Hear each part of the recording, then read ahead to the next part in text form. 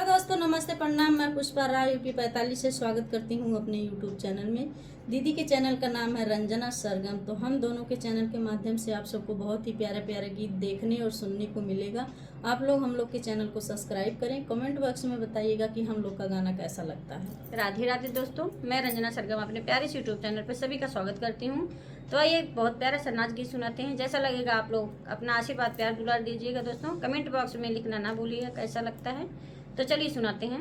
ससुरु जुआड़ी जुआ खेल दिन रतिया, ससुरु जुआड़ी जुआ खेल दिन रतिया, खेल दिन रतिया हो खेल दिन रतिया, ससुरु जुआड़ी जुआ खेल दिन रतिया, ससुरु जुआड़ी जुआ खेल दिन रतिया, जेलिया जहलिया में देवदार खसिया, जेलिया जहलिया में देवदार खसिया, देवदार खसिया हो देवदार खसिया, जेलिया जहलिया में देवदार खसिया, ससुरु के हाथ घोड़े लागी हाथ कड़िया, ससुरु के हाथ घोड़े लागी हाथ कड़िया, भसुरु जुआड़ी जुआ खेल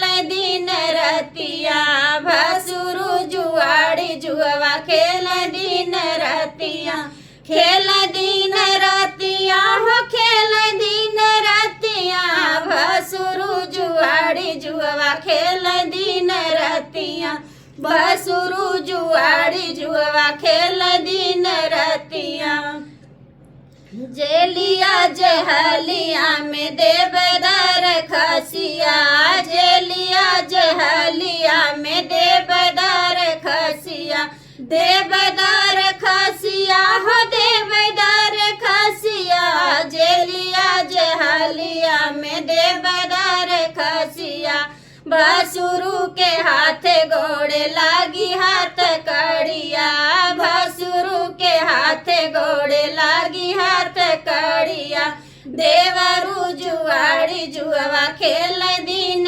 रतिया, देवरु जुआड़ी जुआ खेल दिन रतिया, खेल दिन रतिया हो खेल दिन रतिया, देवरु जुआड़ी जुआ खेल दिन रतिया, देवरु जुआड़ी जुआ खेल दिन रतिया, जेलिया जहलिया में देवदार खसिया, जेलवा जहलिया में देवदार खसिया, देवदार खसिया हो देवदार खसिया, देवरु के हाथ घोड़े लागी हाथ कड़िया, देवरु के हाथ घोड़े लागी हाथ कड़िया, साइया जुआड़ी जुआ खेल दिन रतिया, साइया जुआड़ी जुआ खेल दिन रतिया, खेल दिन रतिया हो खेल